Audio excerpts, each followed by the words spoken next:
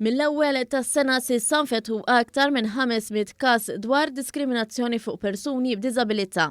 Dawn il-każijiet infetħu mal-Kummissjoni għad-Drittijiet tal-Persuna b'Diżabilità u li aktar minn 60% ta' dawn il-każijiet ġew magħluqa. Fost il-każijiet ta' diskriminazzjoni hemm dwar l-aċċessibilità fil-qasam edukattiv, fl-impjiegi u fl-għoti tas-servizzi fost oħrajn.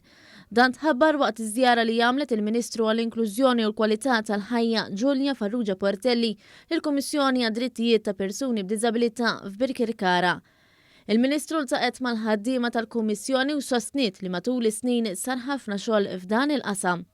Tenniet li r-riżultati miksuba fi snin li għaddew xprunaw aktar ħidma lejn inklużjoni fil-ħajja ta' kuljum minn persuni b'diżabilità. Il-ħidma tal-Kummissjoni Nazzjonali għad-Drittijiet tal-Persuni b'Diżabilità kienet waħda mifruxa matul l-2020.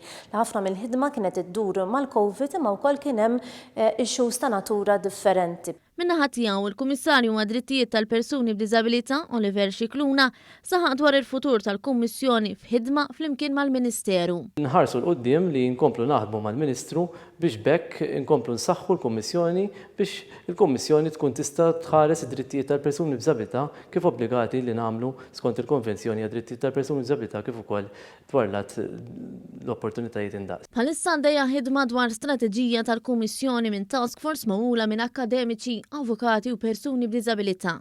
Din l-istrateġija se tkun qed tagħti aktar direzzjoni u struttura lil ħidma tal-Kummissjoni biex bekk titqajjem aktar kuxjenza fil-waqt li tkompli tonqos id-diskriminazzjoni soċjali diretta jew indiretta kontra l-persuni b'diżabilità u l-familji tagħhom.